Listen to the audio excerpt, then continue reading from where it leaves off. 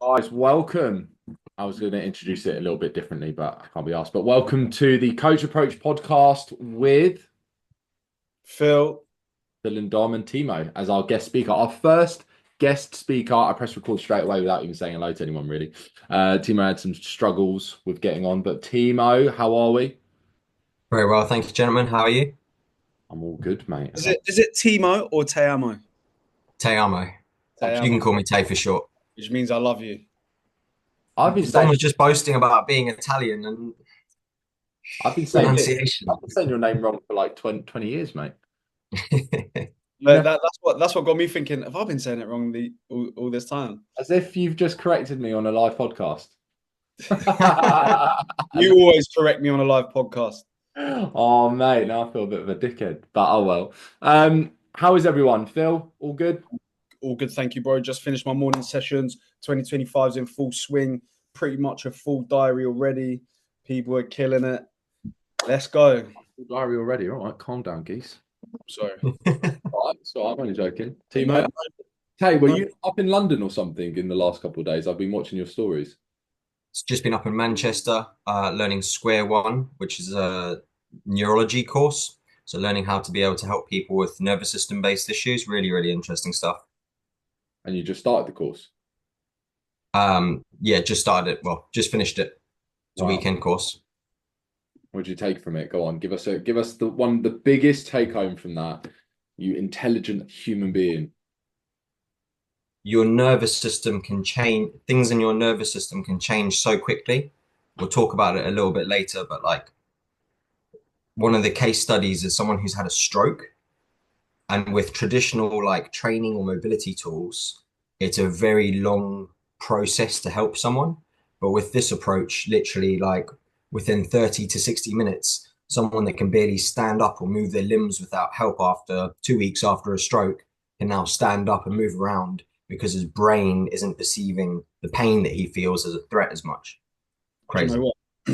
Blimey. One of the things that's had me really excited to be able to talk to you, obviously, with friends. We've known each other a long time. Every time I see you, I pick your brains. But what you've just said is something that resonates with me because obviously my mum had a stroke, and 2 years Yeah. later, she's still not to full mobility. So, for anybody listening who might be in a similar situation, because they seem to be quite common theme at the moment with lots of people getting strokes, heart attacks, and stuff like that, what advice could you give me and anybody else right now that we could go and implement on impacted family members? At a very like base level, something that Mm. anyone can do is what you've been doing. I know we've had chats and stuff about this, and it's helping the person to feel safe, helping Mhm. them to feel like after a traumatic event, like something like a stroke, that they have support and that they have support to take those step by step, day by day processes. Mhm. Um, I forgot your mum had a stroke. Yeah. Yeah, And it's been two what, two years now, but she's still not to full mobility. what's the symptoms that she's got at the moment? So her whole left side was pretty much paralyzed. Yeah. She's got movement back in both sides, but she struggles to walk. She can't really grip with her left hand, but still it's massive progress because before she couldn't even move a little finger. So it's gradually over time got better, but with her left leg going upstairs, she struggles to lift up the leg from the hip to be able to step up going upstairs and stuff like that. So it's almost like she's dragging her left leg, if that makes sense. I mean, yeah, that's yeah. 2 years ago as well. Mm. Blimey, sucks, isn't it, mate? It absolutely sucks. Did you see that story that I shared of the guy who had had the stroke? No. Like what you were just saying then about like struggling to lift up the leg and stuff like that. He's sitting in a chair and he can like barely lift his leg up. After 30 minutes, he can like lift his knee up and they look at each other and they're both just laughing because it's just like, what? So Like that what is it? quickly. What is it that you did specifically to help them get those results? Um, Simply put, it's basically checking with her nervous system or checking with a person's nervous system what is currently being perceived as a threat, and then Mhm. going through and doing interventions to help the nervous system to stop seeing that thing as a threat. So a Mhm. lot of the time, if you've had like an old injury or something like that, even though you might, you're not in pain anymore, it doesn't mean that your brain isn't seeing that part of your body as something which is it still sees the old injury, if that makes sense. So I'll put it this way, anyone can think of something negative that's happened to them in the past before that felt a bit traumatic. Mm-hmm. Psychological. Even though you're not in that situation right now, if you think about that, you'll feel a little bit triggered by it. Yeah. Absolutely. So Trauma. I know exactly what you mean because it's like post injury. Obviously, I play football, so post injury, I'll be without even realizing, I'll notice that I'm scared to do certain skills or turns or turn as quick as I might have done for fear of that injury happening again. And it makes a lot of sense because I've got a recurrent ankle injury. I've got no injuries at the moment, but my ankle always just keeps setting off, and it's always just the ankle.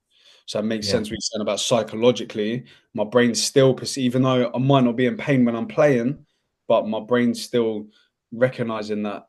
Do you know what? That's maybe not as strong as it was, and then perceiving it as a threat, and then causing it to get injured again. That's Yeah. similar to my one with the knee. You know, oh, you'd be proud, Tay. You know, Phill put me down on the bat, put me on my back, got my legs in the air, started prodding me. I caused an injury on a leg extension. I don't know what I did. I popped my knee, and it's just started going in on my quad, and it was so painful.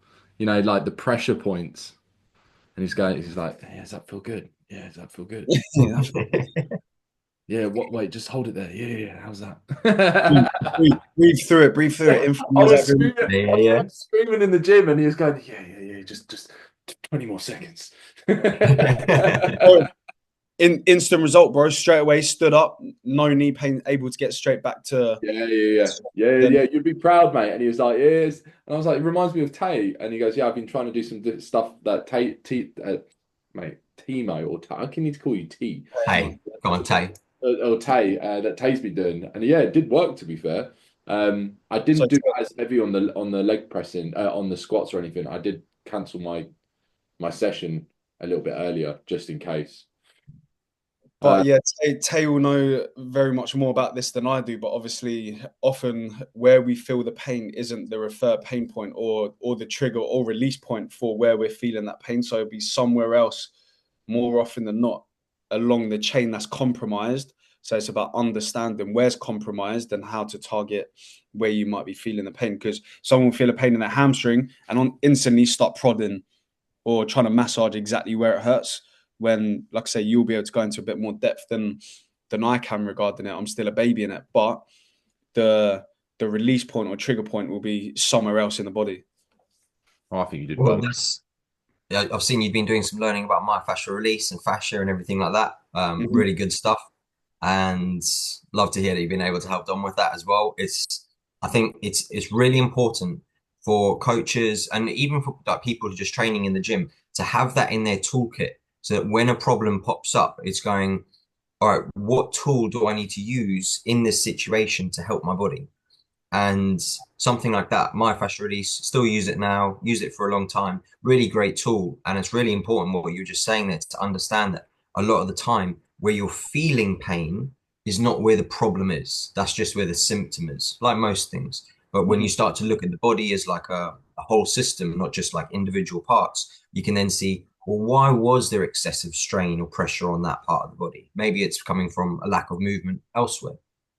So yeah, really cool. One of the things that just completely flipped my mind this weekend is seeing it, taking an approach like that, but seeing that like a problem in your knee can be related to something over in your shoulder or your wrist or your leg on the other side. Yeah. Um, Pop my yeah, knee so yeah, mad stuff. place. It's true. Yeah.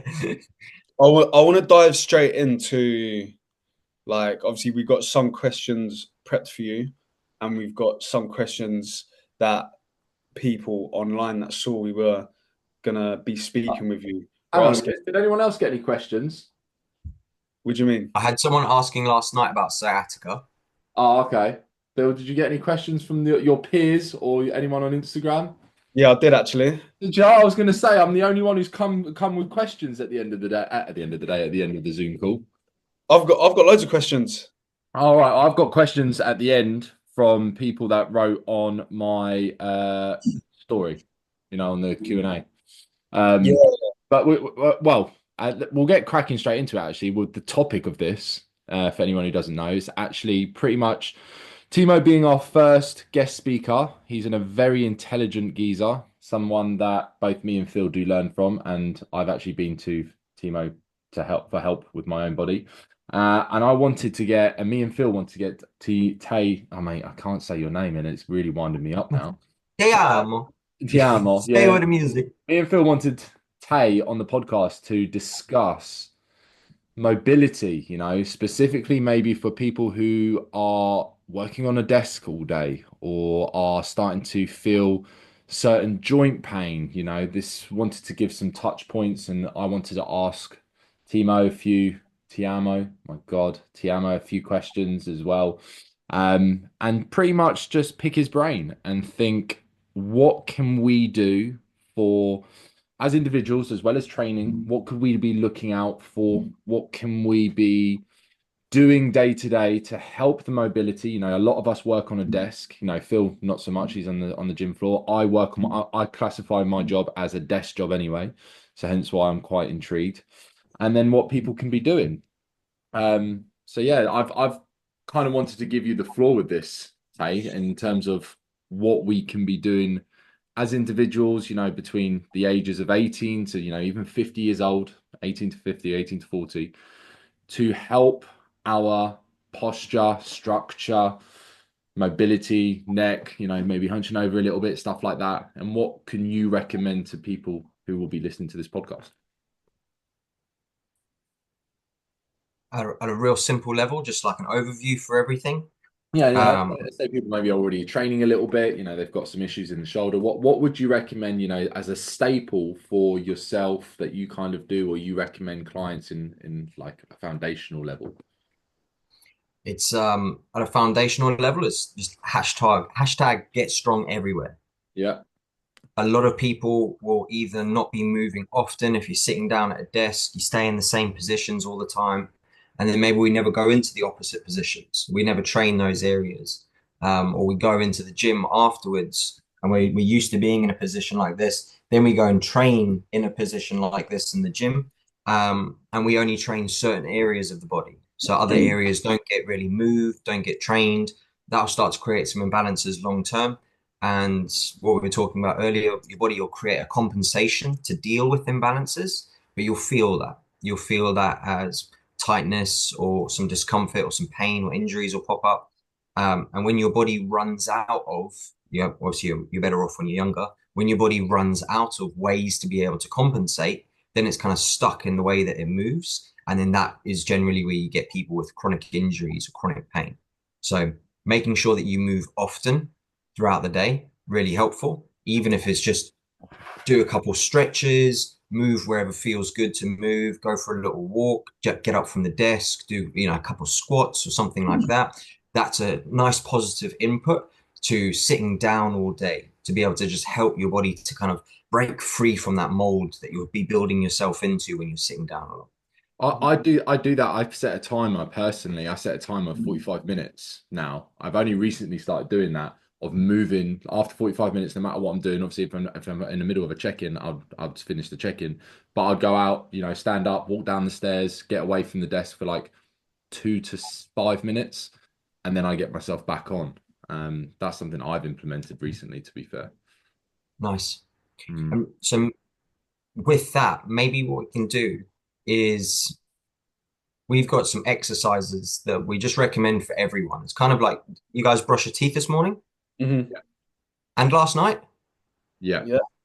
Yeah. Okay, good. Well, when you do mobility, you're brushing your joints. So if you don't do mobility over time, the plaque will start to build up. And maybe what we can do is we can just add in a little link to a full body mobility routine. Takes about 15 minutes, something that you guys and any of the viewers can just do just to be able to help the mobility. And it's something a little bit structured for the break time. Mm-hmm. I never thought of it like that. Everyone, I'd say, like everyone obviously has their preferred methods of training and ways to train, and obviously you've got like powerlifting, bodybuilding. In your case, what you teach, which is like functional movement. Would you say that the only way people should be training is functional movement, or would you say it's about finding a balance of all these different methods of training? So it depends what a person's goal is. Realistically, we've evolved to move the way that we move because of the movements or the functions that we were doing over time. Does that mean you have to train like that? No. What it means is if you are doing certain types of activity, say you guys were just talking about powerlifting before this. If you're doing powerlifting, you'll be training certain parts of your body. Other parts of your body won't get trained.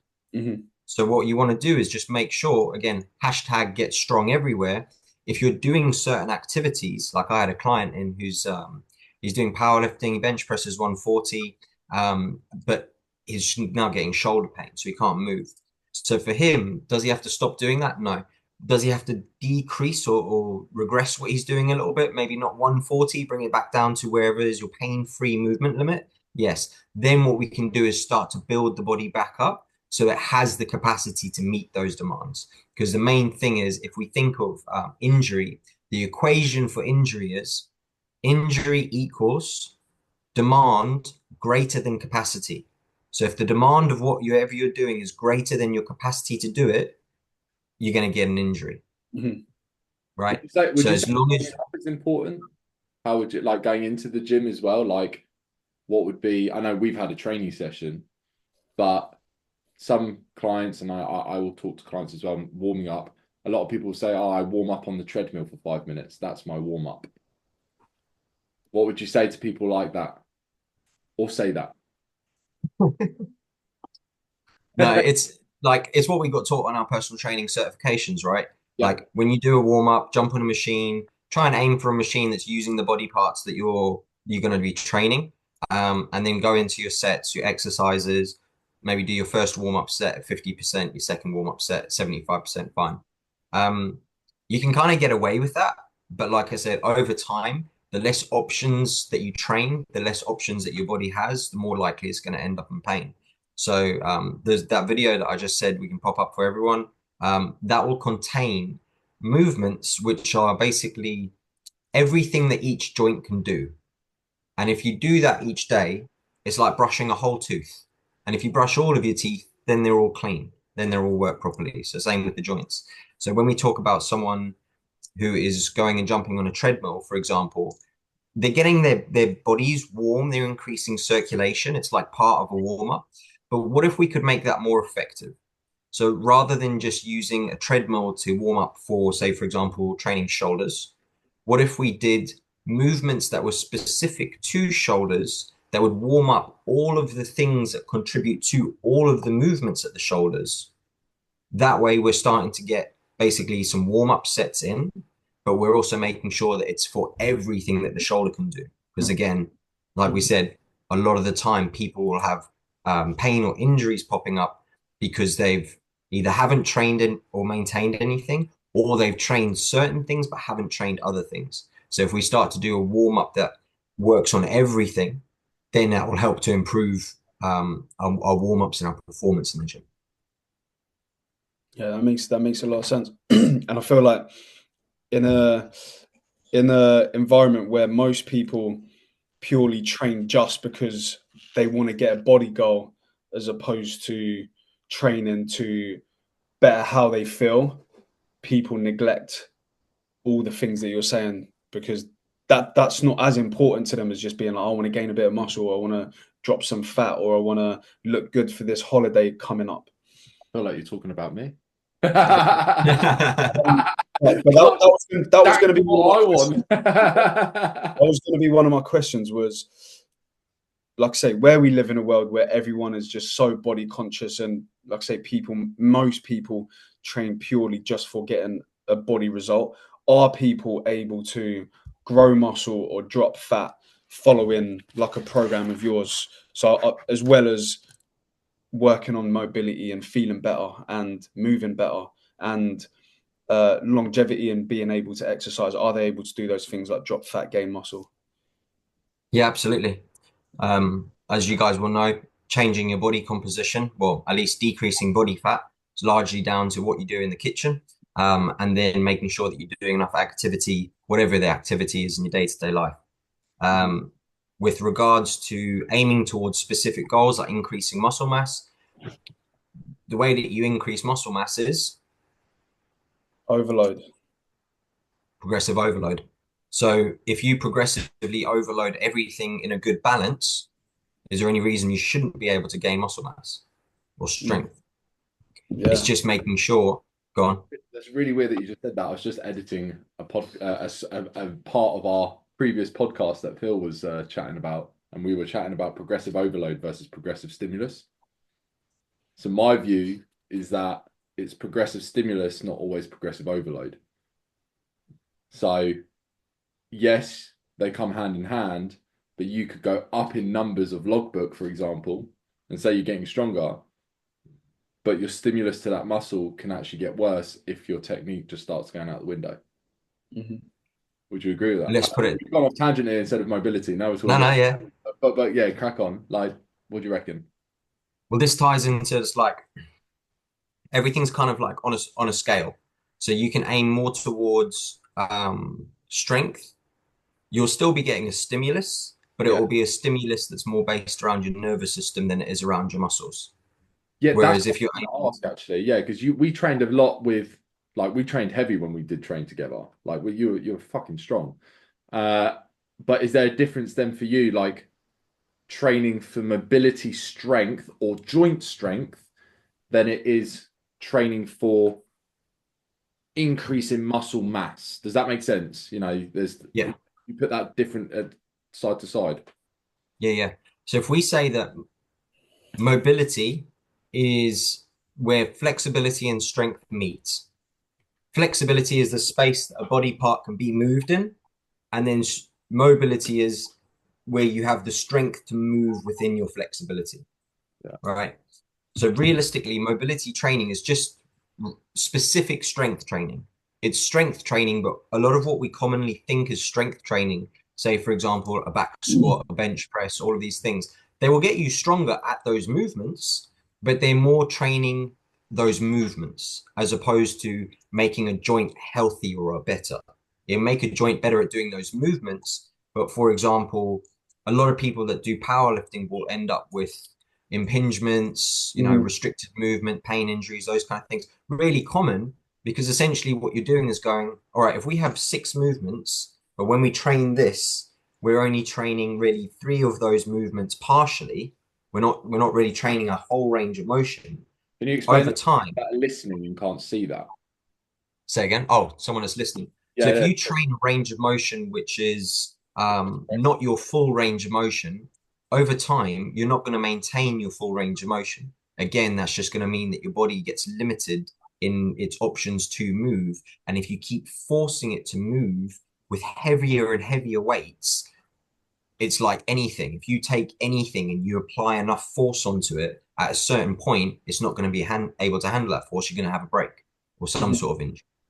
So no, people don't need to not train those things. They just need to make sure that they're getting enough of the other movements, the other training that they need in different places to be able to do that without injuries popping up.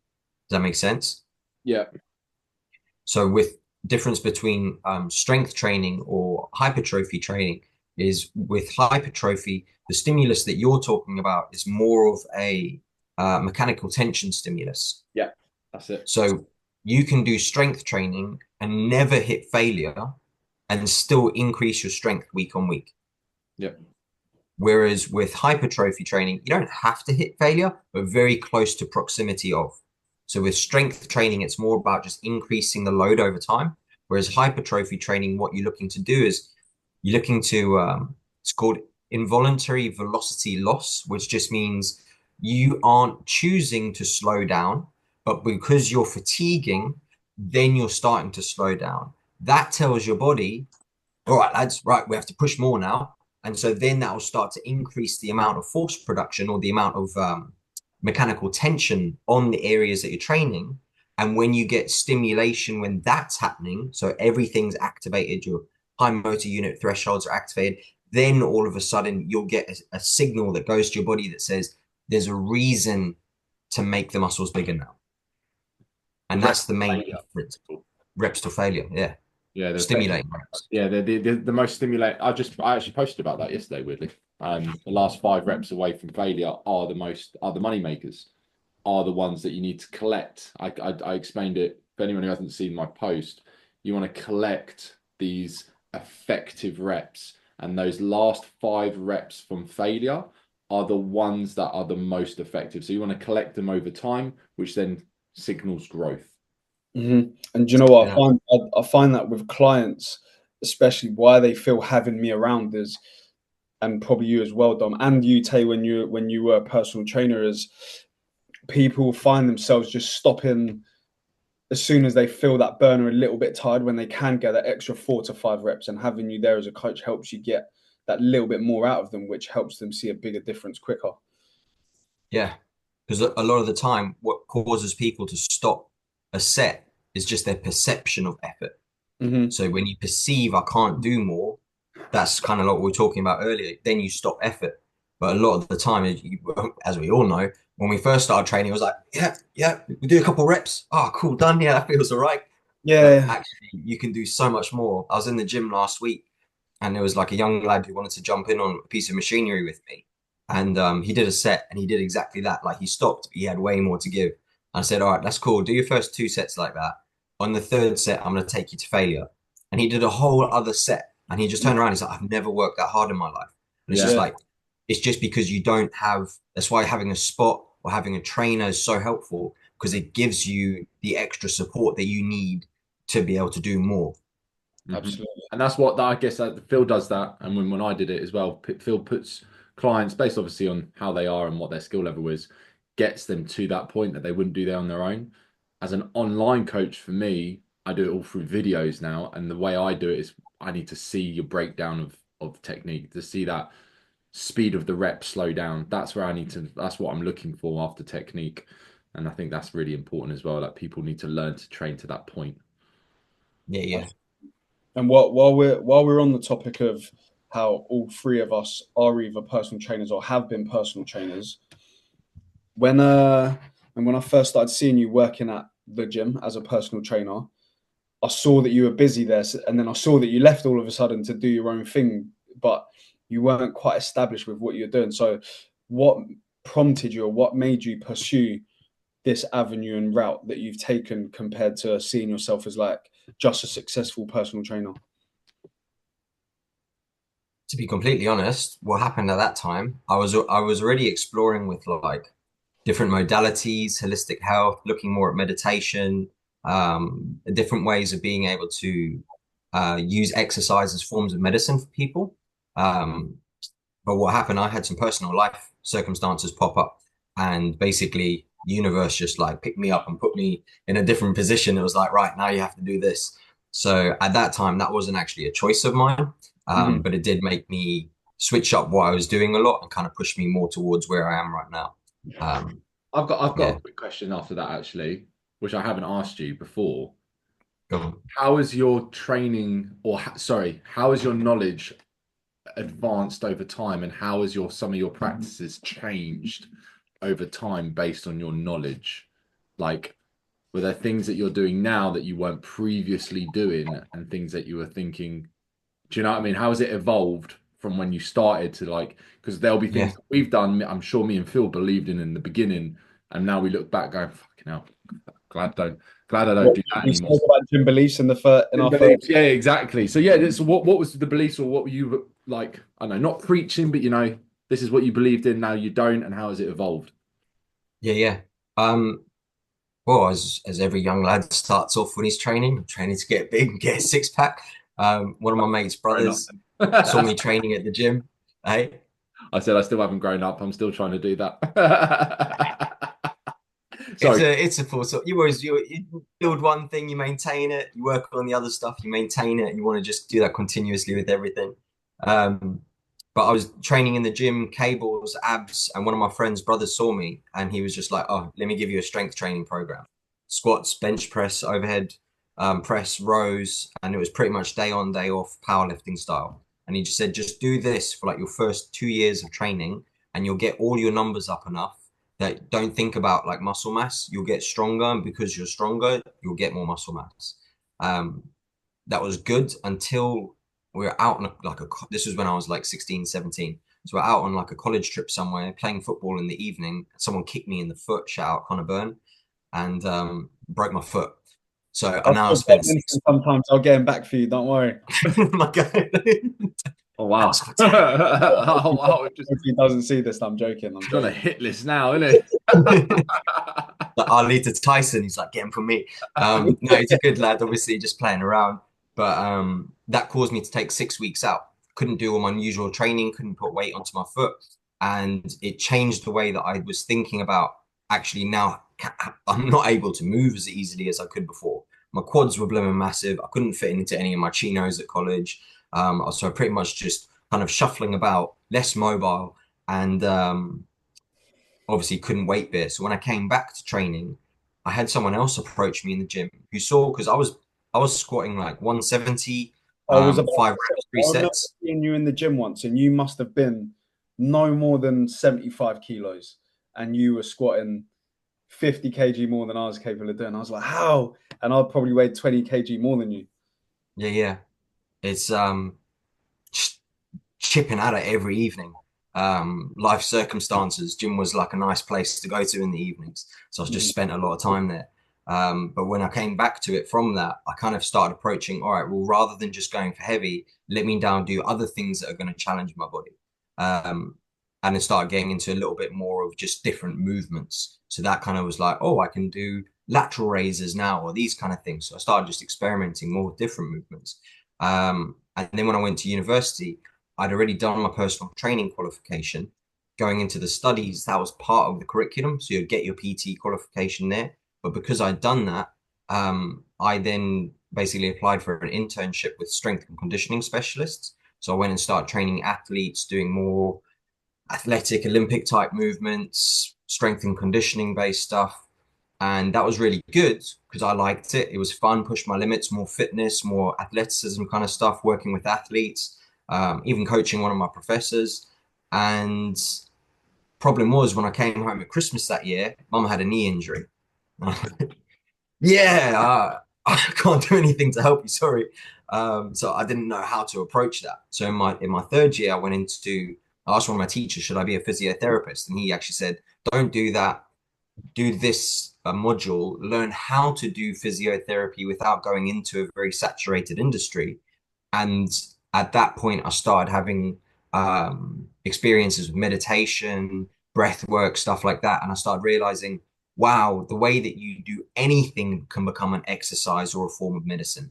So not just doing exercises which help your knee to get better, but doing exercises which help your nervous system to get better. Because so much of like the pain and injuries that we get are usually because our nervous system is overactive or stressed out or stuff like this.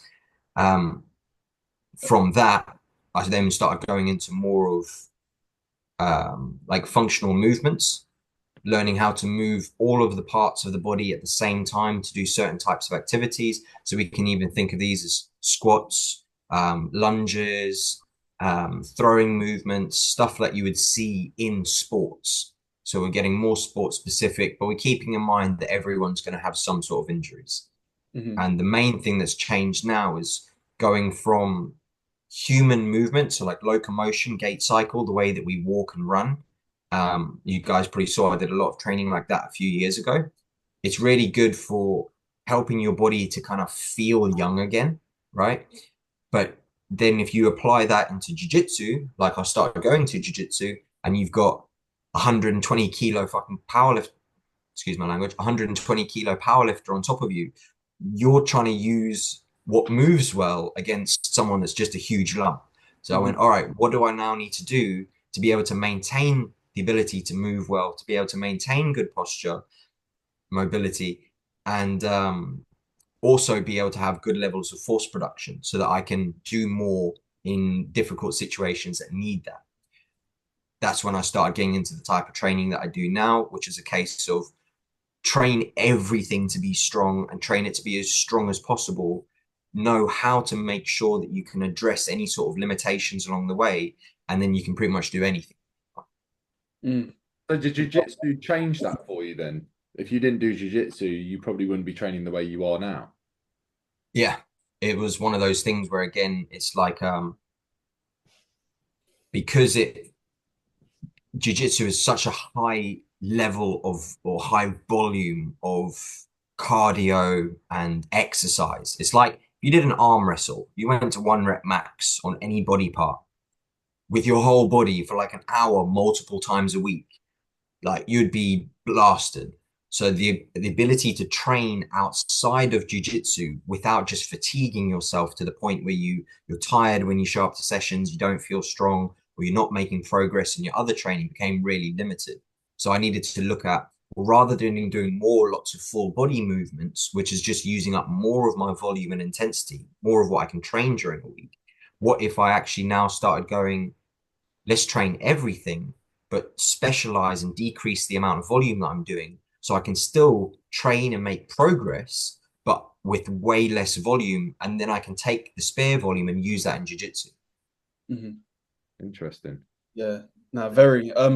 Something that you touched upon, well, that you mentioned that I actually have down in one of my notes to ask you that I want to go into a little bit further and understand from you is like, where does, because you spoke about meditation, so where does and how does spirituality and meditation fit into exercise from your point of view? We'll put spirituality to one side because that's it's a bit of a gray area depending on what people's experience. Hmm. Meditation I can define. So meditation is a process of focusing your awareness. You can do lots of different meditations. However, how you do them, whether you're doing a HIIT class or Tabata or circuits or whatever it is, it's all a form of exercise. So exercise is a way of focusing your activity. Meditation is more of a way of focusing your awareness. So if we think about meditation, hello, buddy. Who's Is that? that your dog? No. Got a Oh, dog in it. oh, okay. It sounded like Bonnie, and I was like, what? Sorry about That's all right. Bill kept Um, a straight face there. He was just like, it's muted him. Um, so if we think about meditation, really nice and simple. If anyone that's like listening to this that's tried meditation before and thought to themselves, I'm not good at meditation, it's probably because you became familiar with your mind's busy that. Hmm. or there's recurring thoughts that pop up when you sit still. So that doesn't mean you're bad at meditation. It just means you're becoming familiar with all the things that you distract yourself from during the day. Mhm. So if we think about all the things, if we think about your phone, right? If you click on the button that shows you all the apps that you've got active, or you check one of your browsers and you see you've got 100 tabs open, that's all energy going to other places. The same with your body. If you've got lots of thoughts, lots of unprocessed stuff, injuries and stuff popping up, that's all energy going to other places. So we think about meditation as a form of exercise. You can basically switch off apps by becoming aware of something, noticing that that's what's happening, returning your awareness back to something that you're experiencing in the present moment, like the sensation of your breathing, sensation of the temperature in the room or the sounds around you. Each time you do that, you're just training your awareness to let go of things that you hold on to. And you can think of that as like a simple form of meditation. So if you do that, sometimes you go into the gym or you go to work and you're feeling stressed, you've got lots of things on your mind. The whole point would be that you are not a victim of your own thoughts or your own mind.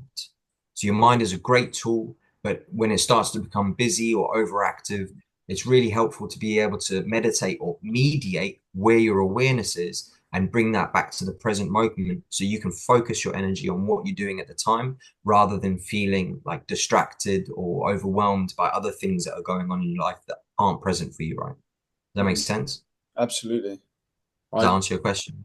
I do a small type of meditation recently again, which is where when I go into separate tasks, I have a big to-do list on my piece of paper next to me.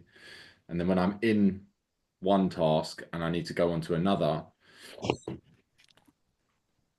I'll breathe in and out for about a minute and say release in my mind. So it releases me from the previous task that sets me onto the right task, the task at hand. That's the only time. Nice. But I only recently started doing that, and I feel more zoned into the task that I need to be doing without having to think about anything else, rather than just going straight to it.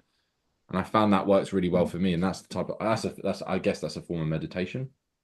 Yeah, yeah, yeah. Absolutely. It's like when you've got the TV on and then someone puts music on at the same time, and it's like that. It's being able to switch off one thing so you can be fully present with one thing. Yeah, for sure. I mean, we've gone way off track of mobility. We're not even. I'm more interested about Teamo. Oh my God, mate! Everyone's going to think I don't even know you. Not dyslexic, mate. Um, Now, well, let me bring it full circle for a second. There's a really nice way to connect that. One thing that's really overlooked by so many people is the fact that your body is not purely physical. So if we think mobility problems, we think physical problem.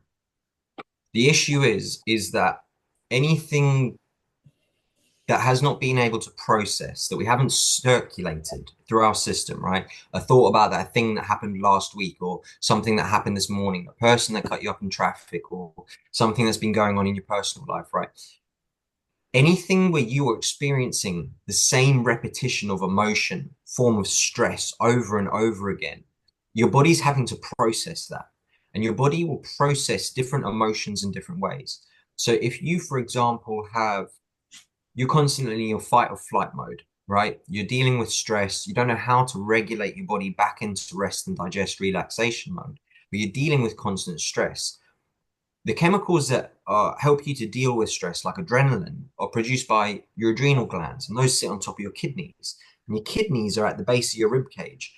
So if you have a lot of activity being processed by your adrenal glands and your kidneys, that area of your body that's doing that is going to become stressed out. And where is that? That's your mid lower back.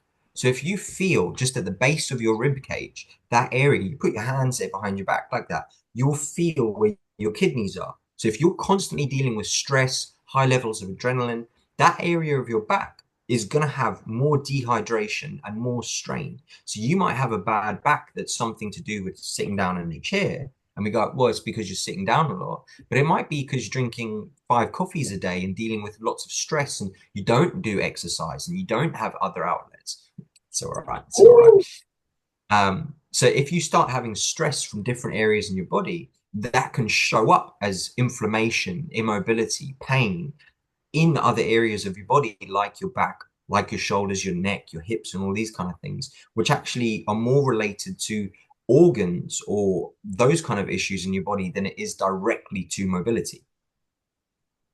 that's a very interesting way of looking at it, and I'm hoping people who've just heard that can correlate or not correlate, but think mobility is more than just your shoulder in a certain way or moving in this part or doing this exercise. Mobility can come down from just stress levels, can come to food, would you say? Could you say food has a contribution to how mobile you can be? Yeah, for sure. Yeah. I mean, if you have constipation, the nerve that feeds your digestive tract, your intestines, that nerve, if that's stressed out by something that's happening in your intestines, and that nerve also feeds the muscles around your hip, if you have stress in your gut, that can cause the whole nerve and everything it connects to do that, or to get stressed out. So if you have pain in a hip, but you also have problems in your gut, either one of those things can be affecting the other thing. That's really interesting. Ah, I'm learning new things every day. Would you say, yeah, like so it's sort of like reflexology where like a point that's tight in your body can mean a certain emotion or a certain feeling or something unresolved in your body? Is that pretty well exactly what you're saying, but something different to reflexology, if I'm making sense? Kinesiology. Okay. Yeah. Kinesiology, psychosomatics, um, something interesting if you want to look it up, character structure types. So we all know when you see someone's posture, you don't have to talk to the person to tell how you can get an idea of how that person's feeling. So if I'm walking around and I'm slouched and my head's down like that, you look, oh, why's your head down, man? Like, what's up? Why do you look like you're contracted up? And if that's the case, you can start to see how different emotional states, like if you're happy, if you were really happy, like, here you go, here's a winning lottery ticket, arms are up, you're celebrating in that position. So your emotions are driving those positions. And what we see is that people that stay stuck in emotional states or Mhm. temperaments, they will begin to hold their body over time. And the same as sitting at a desk or only exercising certain parts of your body, that will cause their body to hold a position, condition the position, and end up restricted to that position. So people become stuck in physical positions. They can also become stuck in emotional states of being. It Yeah. is so true because your physiology definitely affects your state as well. So, for example, some days where not often, but I'll be like, oh, I'm just like not feeling it today. So I'll be on my bed and I'm like this, and then when I decide to right, I'm going to change my physiology and decide right, I'm going to posture myself upright and just this make that switch in my mind to be like right, I'm posturing up now. I'm not going to stay hunched over. All of a sudden, it changes my mental state, and I'm able to work a lot more effectively. Yeah. Yeah. 100%. And That's this, having done work with like chiropractors and stuff and seeing that direct link where if you have misalignments in your spine, so certain areas of your spine, you know what it feels like to have like tightness in your shoulder, for example. But oh yeah. when we think about back pain, because there's lots of different parts in our spine, and there's the nerves are coming out of the spine, any area that's putting excessive pressure on a nerve on one side or the other, if you've got immobility problems with the spine, can change how the nerves, which are feeding everything in your body, are working. So one of the things you get with this, for example, is one example is like you're saying there, you get up from like sitting down in a slouched position, all of a sudden you feel more alert because you're actually now in a position where your body can breathe more easily. There's less pressure going into maintaining your relationship to gravity than there is. So you've got more energy for other things. Like there was a Nobel Prize winner who did studies and stuff and said that 90% of our energy goes towards how we manage our body in relation to gravity. So staying upright.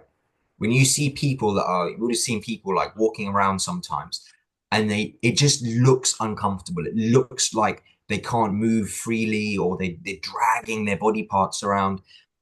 And if you imagine that that's the 10% of energy that you have left for recovering from exercise, dealing with stress in your life, going to work, doing all of these things, out of 100%, you only have 10% because the rest of your body is dealing with gravity. The more mechanical distortions you have, or the worse your mobility is, the worse your movement is, the less of the energy you have to do anything else. Mhm. Takes it And away. you, yeah. That makes a lot of sense. And obviously, I think like almost every time me and Dom have done a podcast, I've used like the analogy of cars. Yeah, but it's like if you think about a car, how many different components it takes for a car to run. Obviously, the daily action that we have to do to keep it going is putting fuel in it. But as soon as something as small as a sensor that you've never heard of goes, the whole car's off balance in it, and it might not even start. And so I guess what you're saying is our bodies are pretty much the same. One, all it can be is one little thing that's off balance that throws the whole body off balance. Absolutely. That's a really good analogy for it because your body is your vehicle for life. Mine's a Ferrari, I would say. A Ferrari's Italian. I think. Yeah, Yeah, man. mate. To wrap up on the discussion, because I want to go in some of the Q&As that I've got that people asked. 5 things you would recommend. We're going to put the video as well of what you've mentioned, the mobility video on the description. But 5 things that you Video available to everyone as well, like for yeah. free, or would they have to subscribe? Or No, well, it's on YouTube. They can use it for free. I'll put the link on the description as well. But 5 things that anyone can do right now without doing too much, just to improve, like sitting at the desk straight away. Like, what would you say? You know, without going into massive detail, 5 things that they would be able to do just to improve it by 1%. They're kind of like slouch. First thing, you're breathing. Nice and simple. Usually, when you're at a desk, you're not thinking about how you're breathing when you're focusing on things. Probably one of the most impactful things anyone can do for their health and performance is to just be breathing through your nose. Breathe in through your nose, try and breathe in for about 4 seconds fully, and then out for 6 seconds. Try and make every breath like that all day. Anytime that your brain gets lost on thoughts or emotions or something like that, or you're feeling a little bit stressed out, just notice your breathing's probably changed. Bring yourself back to that breathing and just try and repeat that. You breathe in, your spine lifts up, you breathe out, your spine drops down. So when you're maintaining that good breath cycle, you're making sure that your spine's moving a little bit throughout the day. That'll be number one. Number two, like I said, taking little movement breaks throughout the day. Good alignment is important for posture. The thing that we want to think of is the best posture is the next posture. So moving often, all right? Like you said, taking breaks, you might use a Pomodoro timer or something like that. And really get hydrated. 98% of people are dehydrated, right? You need to be hydrated. It's like the tax in your body. Anything that has to happen in your body, it's using water, right? It's using electrolytes. So make sure that you're getting hydrated. That's going to help to maintain your mobility, decrease your stress levels, everything. Breathing, moving often, hydration, some of the simplest things that you can do. And yeah, if you a little bit not as simple, but just something I think everyone should do. In PE at school, we played sports. We didn't actually get physical education. We didn't actually get body education. So I think for everyone, just learning how to be able to what your body needs in order to stay healthy and move well for life. If you just learn that, like you learn a driving license, you have that for life and you understand how to be able to do that for the rest of your life. That's so true, because the only education people are getting about their health nowadays, it seems, is from their doctor when something goes wrong. But again, there's no education there. It's just take this. It's never Yeah. recommendation for something that they can do or change or add into their lifestyle that's going to help them not have to return back to the doctor. Exactly that. And one of the biggest issues with that is in traditional medicine, we see this so much. There's some great physios out there, some great chiros out there, and health practitioners. But the whole model is based off of the whole medical model is based off of masking symptoms mostly. So like you go in with a problem, take a pill, this will get rid of the symptoms, might cause other symptoms, doesn't really get rid of the root issue. So if we think about the idea of in order to reverse whatever's going on, we need to do usually the same thing that we needed to do to prevent it happening in the first place. I think that's a great summary, if I'm honest. I think that's 100%. perfect for anyone as well. At number five, have a watch of the fifth tip I was thinking is watch Tay's Instagram and videos and YouTube, and I'll upload that as well. I really enjoyed that. I mean, we went off tangent a lot of the loads of different things, but that's the beauty of a podcast, just going off on just complete random things. So I quite enjoyed that a lot. I have some photo. I screenshotted the questions. There's a couple of educational ones, but a few of them are not. So the first question that was asked is, and I'm actually going to I'm thinking the same. When's Phill going to get a haircut? Who asked that? That's an anonymous one. Never. So they must be thinking of the top. Why do I need it cut? What do I need to? Let me explain why I don't have it short anymore. Yeah, so when I have it short, Here. when I have it short, I've got a really small head. So obviously, when I started training, my head looked so small on top of like a bigger body. So with the bigger hair, it makes my head seem slightly bigger, so it fits more on my body now. Does that make sense? So, Are you being serious? yeah, I actually have quite a pea head. Got your new nickname now. Yeah, for anyone, Phil's given me the pleasure of seeing his hair really long, where it's down to his like nipples. Yeah, so when it's wet, it's actually down way past my shoulders. You got the perm going on, yeah. Yeah, Something like that, bro. Okay. So I thought that was a We have to get back to the serious questions now. I'm not yeah. making Sorry, I fun. thought that was a brilliant first question.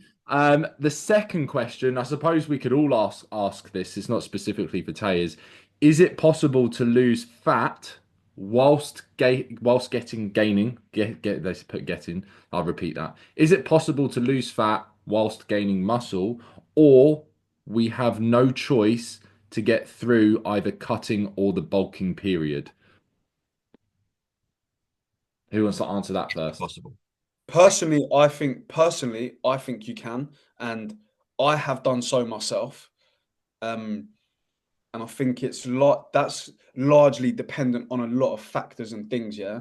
Because I think some people create these like rules and statements about, oh, you can't do that, and because like you can't gain while cutting fat because they've not been able to do it. But I feel like so many people's bodies react differently to different stimulus and food and training, and genetics as well plays a big factor in that. So one group of people tell you no, vegan's the only way forward because genetically their bodies are designed to be like thrive better off eating plants. Some people are better by eating meat, and I feel like some people can gain fat and lose muscle, some people can't, but some people say that based on the constrictions on the results that they've got from trying a certain way, yeah. But I think diet depends largely on that as well. If you're consuming a diet high in fiber, high in protein, training heavy, then I feel like you can gain muscle while dropping fat.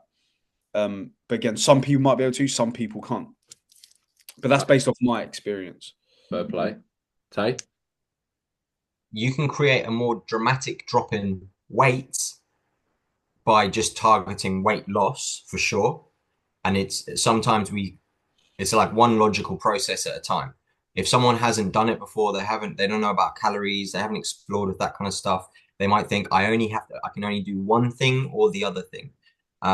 Truth is, if you find just the right balance of activity and food, then there's no reason why you can't be losing fat because you're using fat for energy while also using that energy from the fat to grow muscle through activity. So you can do those things, but a lot of the time it's a case of just finding what works for the person and understanding that particularly if someone's like quite overweight, that they probably got quite a slow metabolism. And a lot of that comes down to the reason that people, especially people that are fitter like yourselves, they're able to actually be able to like eat high amounts of calories and like decrease body fat and build that at the same time is because they've got a healthy metabolism. So it's finding that balance for each person. Mm-hmm. I agree with both of you and disagree. I think, is it possible to drop body fat and gain muscle? Depends on the person and their skill level and where they are. A newbie, yes. I think at maintenance, yes. It would just take a long time. I think more advanced, you need to kind of go one way or the other to maximize both aspects. I think if you want to gain muscle, you need to push body weight up. I think it doesn't need to be a dramatic body weight increase, but some form of increase. If you're happy at maintenance and you haven't got a time frame, stay relatively lean. Yeah, it's again going to depend on a lot of factors like your recovery, your training volume, your logbook, getting stronger, stuff like that. So it's quite And broad. if you already train, Huh?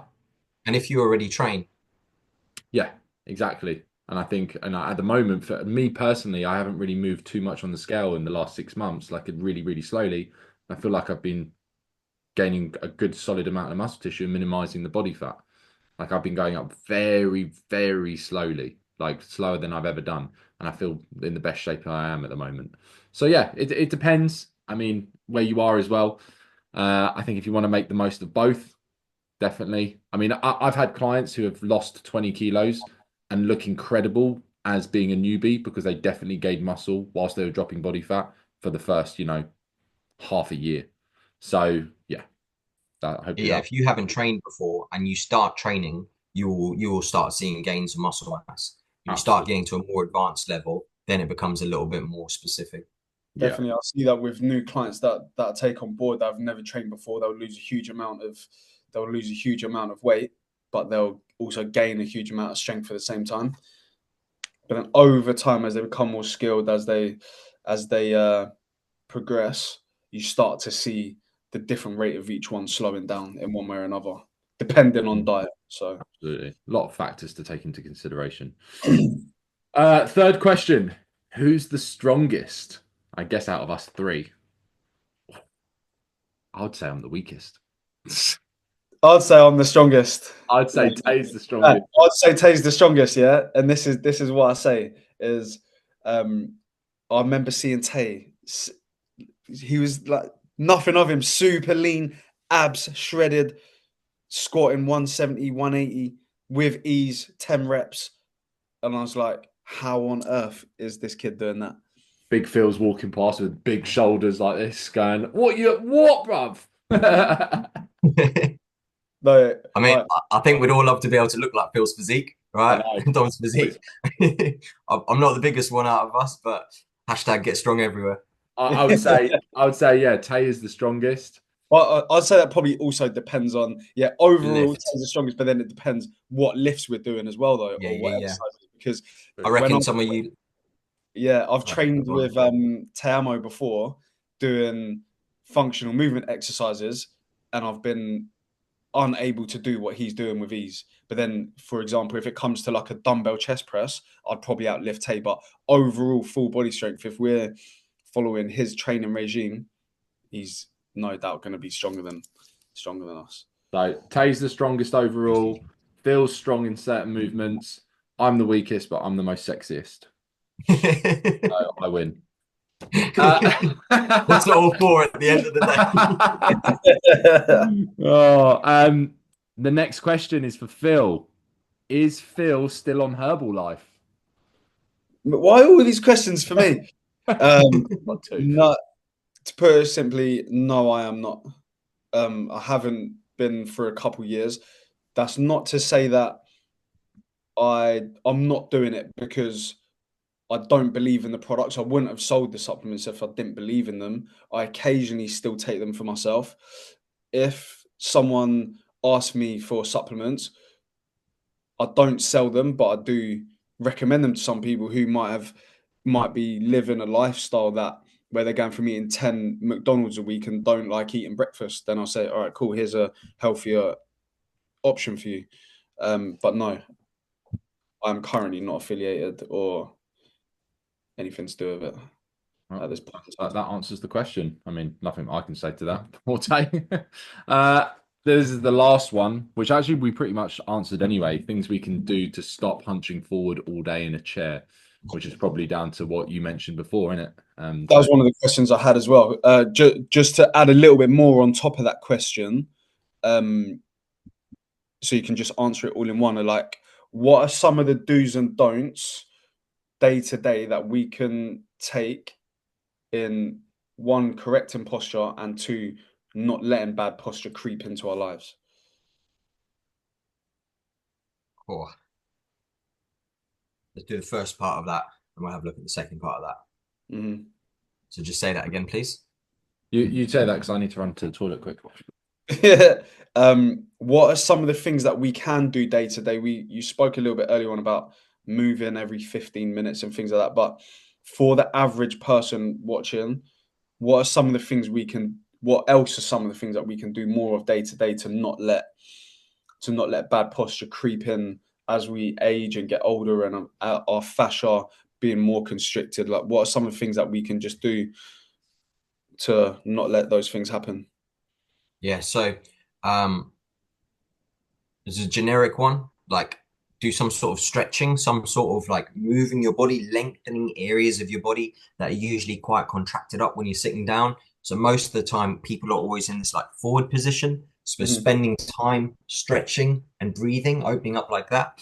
But also just recognizing that stretching is like a short-term thing. Flexibility is a short-term passive thing. And you want Mm-hmm. to follow that up with some sort of strength training. So doing something where you are, it's effort and it's a bit of work to be able to open up and stretch places, but you feel like you're getting stronger from that's helpful. Of course, we help people to do this with specialized programs and stuff. So if you aren't sure where to start, I'm happy to get people onto a program and make sure that they understand how to be able to do those things for themselves. Mm-hmm. And And I think one of the things, where can people find you to be able to help you and reach out to you to get a program from you if they feel that they're needing help? so we'll probably put a link in the description, but my Instagram is Teamo, Teamo .Franco, Franco. Mm-hmm. And then you can send me a message on there. Um, you can go on our website, apply for the application form, stuff like that on there. But yeah, coming back to that is essentially making sure that you're kind of doing the opposite of whatever you're doing. Like, just think, if you spend a lot of time forward, you need to spend more time back. And that might be holding this position on your chair like that and doing some breathing.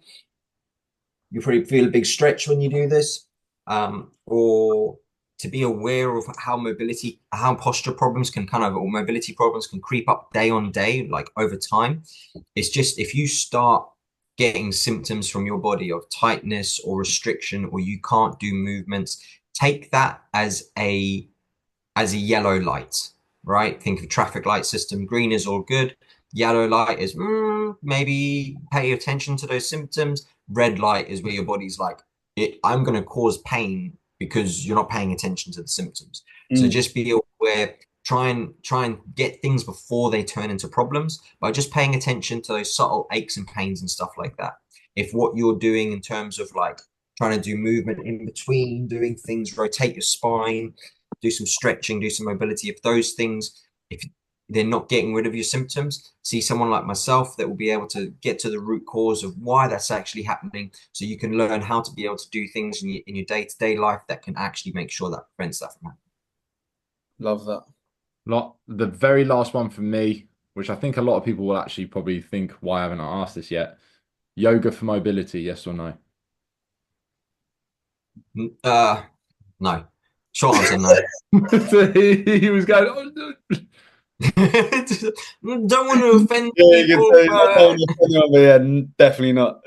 And if you Um, want to find out, if you want to find out why, ask Why me. is the? I was literally just about to ask why is that? So I did watch a video recently that said about why yoga is one of the worst things that you can do, but I want to hear from you it why it's no good.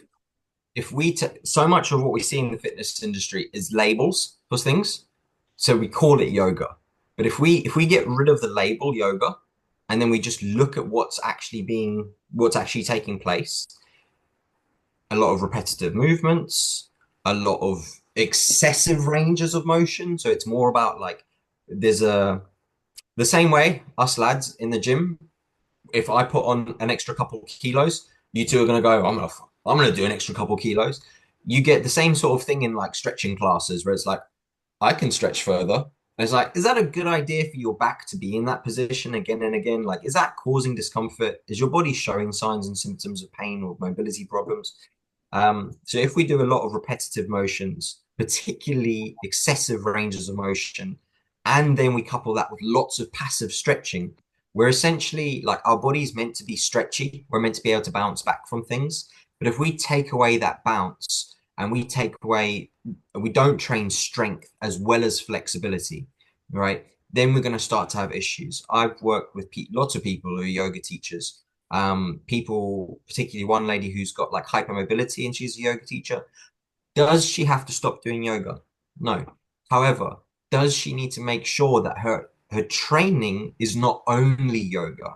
Yes. Because if yoga is just doing, it's a choreograph. So it's like, do this position with this position. What's it actually doing to your body? If someone's got, like that lady has a connective tissue disorder, she does certain positions over and over again. Yoga's good for mobility, but it's not good for her mobility.